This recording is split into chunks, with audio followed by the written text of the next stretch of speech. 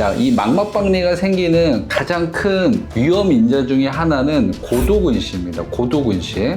망막박리가 생기면 그 부분에 있는 시세포는 점차적으로 죽을 수밖에 없어요. 실명하는 겁니다.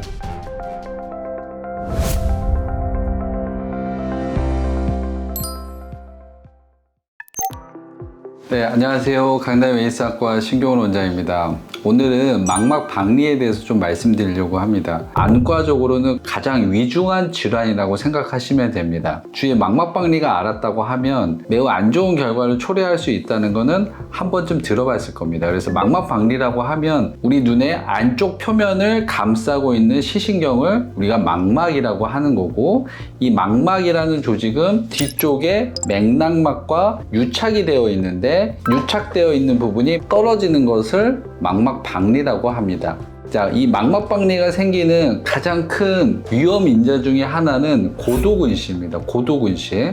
저같이 안경을 오래 끼거나 이 근시가 있는 환자들은 안구의 모양이 동그랗지 않고 이렇게 길어지는 거죠.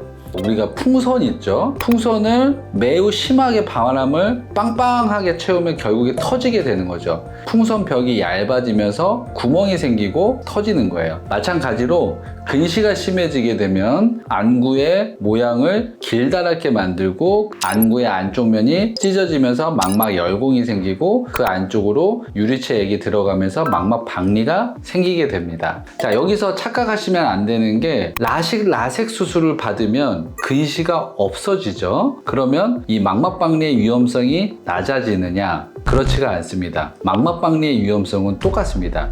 우리가 고도근시였다고 하면 이 눈의 길이가 길어져 있는 상태인데, 이때 초점이 잘 안 맞는 부분을 라섹 수술을 해서 긴 안구에 초점을 맞도록 수술을 진행하는 거죠. 라섹 수술 이후에 초점이 잘 맞는 거지 이 길어졌던 안축장이 동그랗게 만들어지는 게 아니라는 거예요. 그래서 수술 전에 고도근시였던 환자들은 수술을 받든 안 받든 망막박리의 위험성은 현존하게 된다. 따라서 수술을 받았던 환자분들도 망막박리의 위험성이 있으므로 건강검진을 꼭 받아야 된다는 거 꼭 명심하시고요.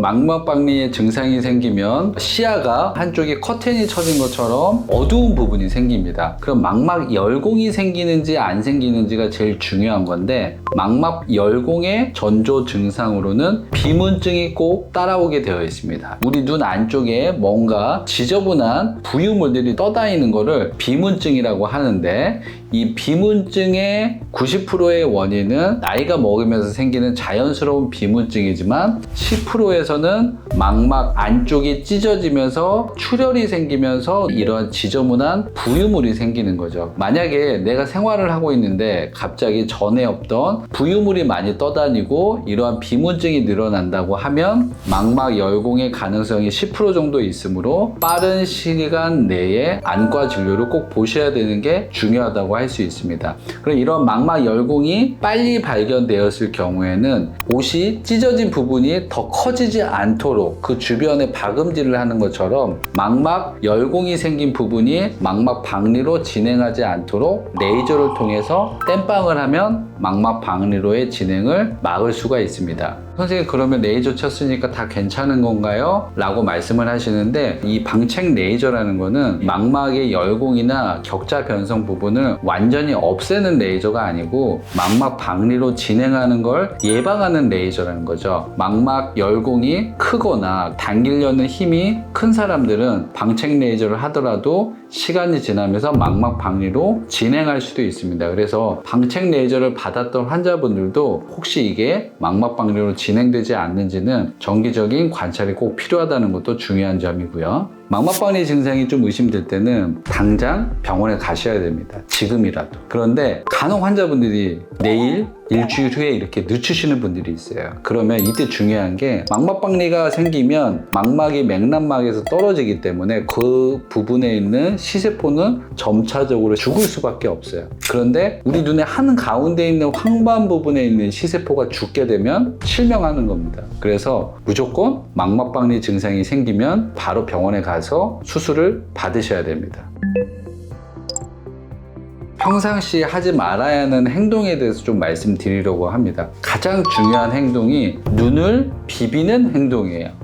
우리가 눈을 비비게 되면 눈 안쪽에 있는 구조물들이 흔들어지기 때문에 망막에 자극을 줌으로써 망막 열공이 생기거든요. 그래서 눈이 간지러울 때 간지러움을 치료할 수 있는 안약을 넣어야지, 눈을 비비는 행동은 정말 눈의 최악의 행동을 하는 거고 스스로 병을 만드는 행동이라는 거 꼭 명심하세요. 제가 오늘 여러 가지 망막 박리와 실명의 가능성에서 말씀드렸는데, 이 망막 박리가 생기는 순간에 실명의 가능성이 있다는 거, 그리고 산동 검사와 옵토스 검사만으로도 충분히 이러한 망막 박리를 예방할 수 있기 때문에 6개월에 한 번씩 건강검진을 통해서 망막의 상태를 체크해 보는 게 매우 중요하다는 거 오늘 마무리하겠습니다.